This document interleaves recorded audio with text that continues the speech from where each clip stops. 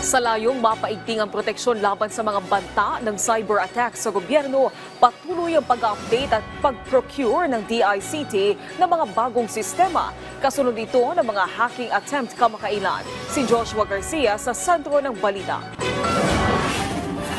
Walang ebidensya na nagkaroon ng hacking o pagkuha ng mga mahalaga at sensitibong impormasyon sa data ng pamahalaan. Ito ang kinumpirma ng Department of Information and Communications Technology sa hacking attempts na napaulat kamakailan. Pero nang tanungin kung gaano karami ang sumusubok na ma-infiltrate ang cybersecurity ng bansa. To give context, sa isang araw ho, it ranges from a few hundred thousands to a million attempts per day po ang natatanggap ng ating bansa. Pagdating ho sa pagtatangka na mag-hack at mag-infiltrate ho ng ating mga sistema, hindi lang ho sa pamahalaan, pati ho sa private sector.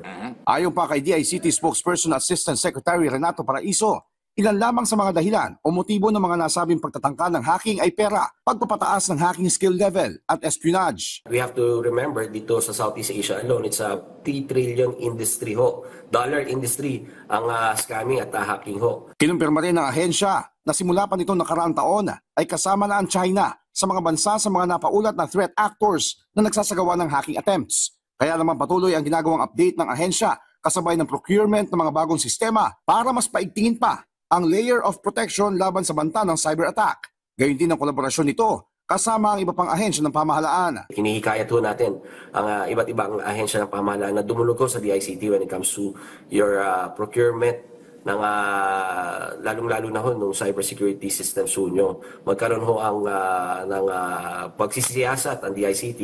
Kung tama ho ba yung pinoprocure nyo, it addresses the particular challenges you're trying to address in procuring those systems. Para naman matiyak natin, it's up to global standards na kung ano yung mga existing threats, ma-address ho natin. Puspusan din ang mga isinasagawang information dissemination gaya ng information campaign ng DICT para mapataas rin ang kamalayan ng publiko sa kahalagahan ng cybersecurity sa bansa. Joshua Garcia para sa Pambansang TV sa Bagong Pilipinas.